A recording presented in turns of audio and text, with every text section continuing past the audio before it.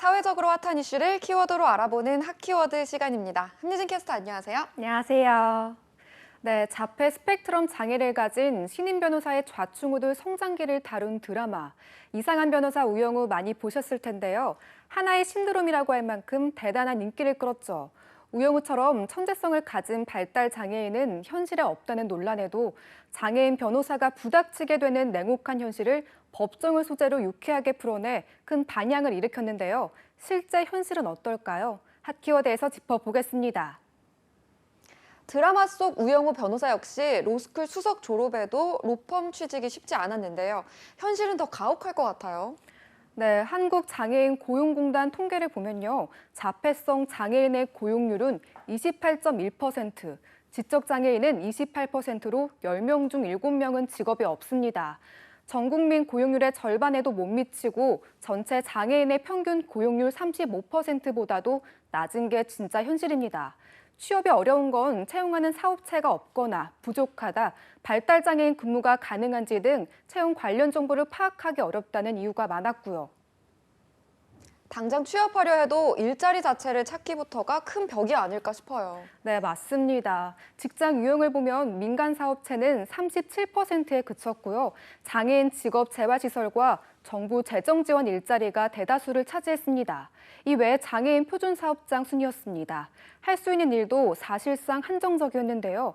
직업 종류는 단순 노무 종사자가 77.6%로 가장 많았고요. 서비스 종사자 8%, 농립업 종사자, 사무 종사자 순이었습니다. 편견을 이겨내고 취업했어도 임금이 낮다고 알고 있는데요. 종종 장애인이라고 해서 차별적 임금을 주는 문제가 발생하기도 하더라고요. 네, 맞습니다. 취업에 성공해도 저임금의 불안정한 일자리가 문제인데요. 발달장애인 취업자 월평균 임금은 100만 8천 원으로 전체 근로자 평균에 비해 낮았습니다. 우리나라 임금 근로자의 월평균 세전소득의 3분의 1 정도에 그친 건데요. 하루 평균 근로시간이 5.9시간이었으므로 주 근로일수로 환산해보면 대부분 최저임금을 받는 겁니다. 게다가 근로계약은 1년 미만 임시직 절반이 가까이로 불안정했고요. 그런데 법적으로 기업에 장애인 고용 의무가 있지 않습니까? 네, 현행법상 50명 이상 근무하는 공공기관, 민간기업 등 사업체는 장애인 고용 의무가 있습니다. 민간기업은 3.1%, 공공기관은 3.4% 이상 의무적으로 장애인을 고용해야 하는데요. 지난해 민간기업의 장애인 평균 고용률은 2.89%로 의무 고용률에 못 미쳤습니다. 또 지난 2020년 기준으로 의무 고용 비율을 지키지 못해 기업이 낸 부담금은 6,900억 원이 넘을 정도입니다. 기업들은 적지 않은 부담금을 내면서도 장애인을 고용하지 않는 이유로 적합한 직무가 부족하다는 답변이 가장 많았다고 답했습니다. 발달 장애인에게 취업은 산 넘어 산인 상황인데요. 네, 앞서 살펴본 것처럼 고용 의무조차 제대로 지켜지지 않다 보니 일자리가 부족할 수밖에 없는데요. 취업 희망자 중 최근 3년 내 구직 활동 경험이 있는 사람은 13.3%에 그쳤습니다. 또 근본적으로 절반 가까이가 일자리가 없어서 일을 못하고 있다는 답변도 많았지만요. 발달 장애인을 모집한다는 취업 정보 자체를 접하기 어렵다는 답변도 있었습니다.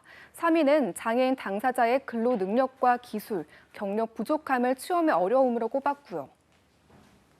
일자리 자체도 적지만 근로 능력 부분을 갖추는 것도 숙제로 남았는데요. 이건 정부의 지원책 없이는 힘들지 않습니까? 네, 그렇죠.